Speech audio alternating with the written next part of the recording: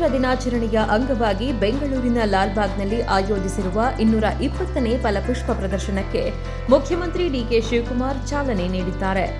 ಗಂಗ ಸಾಮ್ರಾಜ್ಯ ವೈಭವ ಪರಿಕಲ್ಪನೆಯಲ್ಲಿ ರೂಪಿಸಿರುವ ಈ ಬಾರಿಯ ಪುಷ್ಪ ಪ್ರದರ್ಶನದಲ್ಲಿ ಇತಿಹಾಸ, ಸಂಸ್ಕೃತಿ ಹಾಗೂ ಪರಿಸರ ಸಂರಕ್ಷಣೆಯ ಸಂದೇಶ ಅನಾವರಣಗೊಂಡಿದೆ. ಹೌದು, ಸ್ವಾತಂತ್ರ್ಯ ದಿನಾಚರಣೆಯ ಅಂಗವಾಗಿ ಬೆಂಗಳೂರಿನ ಲಾಲ್ಬಾಗ್ನಲ್ಲಿ ಗಂಗ ಸಾಮ್ರಾಜ್ಯ ವೈಭವ ಪರಿಕಲ್ಪನೆಯಲ್ಲಿ ಆಯೋಜಿಸಿರುವ 220ನೇ ಫಲಪುಷ್ಪ ಪ್ರದರ್ಶನಕ್ಕೆ ಮುಖ್ಯಮಂತ್ರಿ ಡಿಕೆ ಶಿವಕುಮಾರ್ ಗುರುವಾರ ಚಾಲನೆ ನೀಡಿದರು. ಈ ವೇಳೆ ವಿಧಾನ ಪರಿಷತ್ ಸದಸ್ಯ ಟಿಎ ಶರವಣ ಹಾಗೂ ಮಾಜಿ ಕಾರ್ಪೊರೇಟರ್ ಯುವರಾಜ್ ಸೇರಿದಂತೆ ಹಲವು ಗಣ್ಯರು ಉಪಸ್ಥಿತರಿದ್ದರು.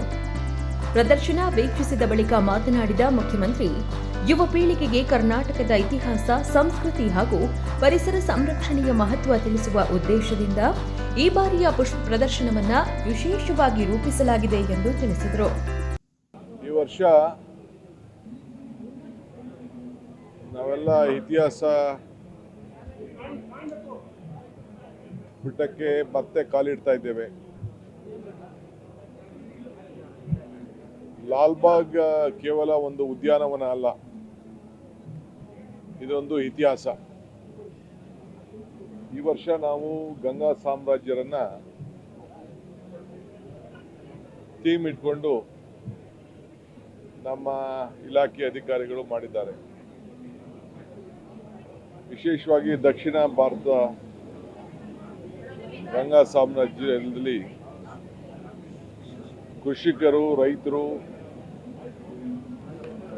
ಮಾಡಿದಂಥ ಇತಿಹಾಸವನ್ನ ಗಮನದಲ್ಲಿಟ್ಕೊಂಡು ಇವತ್ತು ಈ ಫಲಪುಷ್ಪ ಪ್ರದರ್ಶನವನ್ನ ಹಮ್ಮಿಕೊಂಡಿದೆ. ನಾಡಿನ ಎಲ್ಲ ಜನತೆಗೆ ಈ ವರ್ಷದ ಸ್ವಾತಂತ್ರ್ಯ ಸಂಭ್ರಮದಲ್ಲಿ ನಾನೆಲ್ಲರಿಗೂ ಕೂಡ ಈ ಪುಷ್ಪ ಪ್ರದರ್ಶನವನ್ನು ನೋಡಿ ಬಹಳ ಸಂತೋಷ ಪಡಬೇಕು ಅಂತ ಹೇಳಿ ನಾನು ಮನವಿ ಮಾಡ್ತಾ ಇದ್ದೇನೆ. ಗಂಗರ ಇತಿಹಾಸ, ರೈತರ ಬದುಕು, ಕರ್ನಾಟಕದ ಸಾಂಸ್ಕೃತಿಕ ಪರಂಪರೆ ಮತ್ತು ಸಹಿಷ್ಣುತೆಯ ಸಂದೇಶವನ್ನ ಹೂವಿನ ಕಲಾಕೃತಿಗಳ ಮೂಲಕ ಅನಾವರಣಗೊಳಿಸಿರುವುದು ಈ ಬಾರಿಯ ವಿಶೇಷ. ಗಂಗರ ಕಾಲದಲ್ಲಿ ನಿರ್ಮಿಸಲಾದ ಕೆರೆಗಳ ಮಹತ್ವ, ನೀರಿನ ಸಂರಕ್ಷಣೆ ಹಾಗೂ ಕೃಷಿಯ ಸಂದೇಶವನ್ನ ಪ್ರದರ್ಶನದ ಮೂಲಕ ಜನರಿಗೆ ತಲುಪಿಸಲಾಗುತ್ತಿದೆ ಎಂದರು. ಇದೇ ವೇಳೆ ಬೆಂಗಳೂರಿನಲ್ಲಿ ಲಾಲ್ಬಾಗ್ ಹಾಗೂ ಕಬ್ಬನ್ ಪಾರ್ಕ್ ಮಾದರಿಯ ಇನ್ನೂ 3 ಹೊಸ ಭವ್ಯ ಉದ್ಯಾನವನಗಳನ್ನು ನಿರ್ಮಿಸಲು ಸರ್ಕಾರ ಯೋಜನೆ ರೂಪಿಸಿರುವುದಾಗಿ ಮುಖ್ಯಮಂತ್ರಿ ಘೋಷಿಸಿದರು. ಮಿಲಿಟರಿ ಭೂಮಿಯ ಒಂದು ಭಾಗವನ್ನು ಪಡೆಯಲು ಕೇಂದ್ರ ಸರ್ಕಾರದೊಂದಿಗೆ ಮಾತುಕತೆ ನಡೆಸಲಾಗುವುದು ಎಂದು ತಿಳಿಸಿದರು. ಮಕ್ಕಳಿಗೆ ಇದು ತೋರಿಸ್ಕೊಳ್ಳಿಕ್ಕೆ ತುಂಬಾ ಒಳ್ಳೆ ಅವಕಾಶ. ಎಲ್ಲ ಮಕ್ಕಳನ್ನ ಕರ್ಕೊಂಡು ಬಂದು ತೋರಿಸ್ಬೇಕು. ಎಲ್ಲಿಂದ ಬಂದಿದ್ದೀರಾ? ನಾವು ಬೆಂಗಳೂರಿನವರೇ, ಅದು ದುಬೈ. ಹೌದಾ? ಎಷ್ಟನೇ ವರ್ಷ ಇದು ಬರ್ತಾ ಇರೋದು? ಕಳೆದ ವರ್ಷಕ್ಕೆ ಹೋಲಿಸ್ಕೊಂಡ್ರೆ ಹೇಗಿದೆ? ತುಂಬಾ ಚೆನ್ನಾಗಿ ಬಂದಿದ್ದಾರೆ. ಏನ್ ಇಷ್ಟ ಆಯ್ತು ನಿಮ್ಮಲ್ಲಿ? ಥೀಮ್ ಇಷ್ಟ ಆಯ್ತು ಸರ್. ಇದು ಗಂಗಾ ಡೈನೆಸ್ಟಿ ಬಗ್ಗೆ ತೋರಿಸಿರೋದು ತುಂಬಾ ಚೆನ್ನಾಗಿದೆ. ತುಂಬಾ ಖುಷಿ ಆಗ್ತಾ ಇದೆ ನೋಡಿ. ಯಾಕಂದ್ರೆ ಮತ್ತೆ ಓಲ್ಡ್ ಹಿಸ್ಟ್ರಿ, ಗಂಗರಾಜರದ ಕಾಲದ ಒಂದು ಆಳ್ವಿಕೆ ಏನೇನಿತ್ತು ಅಂತೇಳಿ ಬೋನ್ಸ್ ಎಲ್ಲ ಹಾಕಿದ್ದಾರೆ. ರೈಟಿಂಗ್ ಅಲ್ಲಿ ಬರ್ದಿದ್ದಾರೆ ಇತಿಹಾಸನ ಎಲ್ಲ.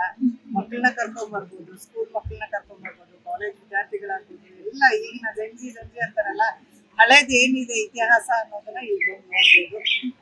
ಫ್ಲವರ್ ಶೋ ತುಂಬಾ ಚೆನ್ನಾಗಿದೆ. ಖಂಡಿತವಾಗ್ಲೂ ಬನ್ನಿ. ಕರ್ನಾಟಕದಲ್ಲಿ ಅಂತಲ್ಲ, ಬೇರೆ ಬೇರೆ ಸ್ಟೇಟ್ಗಳಿಂದ ಬಂದ್ರು ಇದು ಒಂದು ಯೂನಿಕ್. ಇದು ಎವ್ರಿ ಇಯರ್ ಮಾಡೋದು. ಹೊಸ ವರ್ಷದಲ್ಲಿ ಅಂದ್ರೆ ಆಗಸ್ಟ್ 15 ಹತ್ರ ಬರ್ತಾ ಇದ್ದಂಗೆ ಫ್ಲವರ್ ಶೋ ಮಾಡ್ತಾರೆ.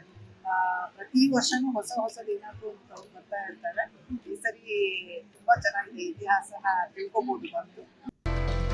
ಅರಣ್ಯ ಇಲಾಖೆಯ ಕೆಲವು ಜಾಗಗಳನ್ನು ಸಾರ್ವಜನಿಕರ ಹಸಿರು ವಲಯಗಳಾಗಿ ಅಭಿವೃದ್ಧಿಪಡಿಸುವ ಯೋಜನೆಯನ್ನ ಬಿಬಿಎಂಪಿ, ಬಿಡಿಎ ಹಾಗೂ ತೋಟಗಾರಿಕೆ ಇಲಾಖೆಯ ಸಹಯೋಗದಲ್ಲಿ ಜಾರಿಗೊಳಿಸಲಾಗುವುದು ಎಂದರು. ಆಗಸ್ಟ್ 10ರಂದು ರಾಜ್ಯದಾದ್ಯಂತ ಹೊಸ ಹಸಿರು ಅಭಿಯಾನಕ್ಕೆ ಚಾಲನೆ ನೀಡಲಾಗುವುದು ಎಂದು ಘೋಷಿಸಿದರು.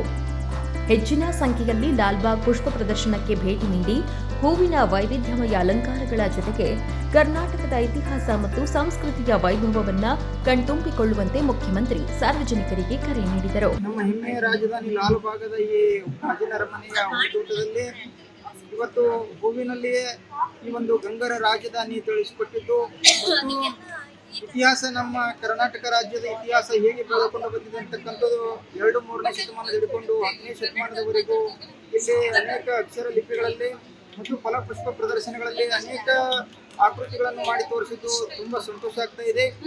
ಮತ್ತು ಗಂಗರ ಕಾಲದಲ್ಲಿ ಚಾಮುಂಡರಾಯರಂತಕ್ಕಂಥದ್ದು ಶ್ರವಣಬೆಳಗೊಳದ ಒಂದು ಶ್ರೀ ಗೊಮ್ಮಟೇಶ್ವರ ಶಿಲೆಯನ್ನು ಕೆತ್ತಿಸಿದ್ದು ನಮಗೆ ನೋಡಿ ಇವತ್ತು ತಿಳಿದುಕೊಳ್ತಾ ಇದ್ದೇವೆ. ಚಾಮುಂಡರಾಯರಿಂದ ಇಂಥ ಒಂದು ಬಾಹುಬಲಿಯ ಮೂರ್ತಿ ಸ್ಥಾಪನೆಯಾಗಿದ್ದು ಇಡೀ ಜಗತ್ತಿಗೆ ಒಂದು ಮಾದರಿಯ ಅಂತ ಒಂದು ಇತಿಹಾಸವನ್ನು ನಾವು ಇವತ್ತಿನ ದಿವಸ ಈ ಹೂ ಅಲಂಕಾರಗಳಲ್ಲಿ ಮತ್ತು ಅಕ್ಷರಗಳಲ್ಲಿ ನೋಡಿ ತುಂಬ ಸಂತೋಷ ಆಗ್ತಾ ಇದೆ. ಲಕ್ಷಾಂತರ ಹೂಗಳು ತುಂಬ ಅಟ್ರಾಕ್ಟಿವ್ ಆಗಿದೆ. ಮತ್ತು ನಮ್ಮ ಇತಿಹಾಸದ ಬಗ್ಗೆ ತುಂಬ ಚೆನ್ನಾಗಿ ಚಿತ್ರೀಕರಿಸಿದ್ದಾರೆ.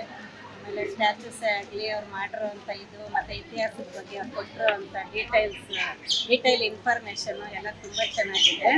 ನಾವು ವರ್ಷ ಬರ್ತಿರ್ತೀವಿ, ಇಂಡಿಪೆಂಡೆನ್ಸ್ ಡೇ ಬರ್ತಿರ್ತೀವಿ. ಈ ಥರ ಟೀಮಪ್ಪಲ್ಲಿ ರೆಡಿಯಾಗಿ ತಿರಂಗ ಟೀಮಲ್ಲಿ ರೆಡಿಯಾಗಿ ಬರ್ತಿರ್ತೀವಿ.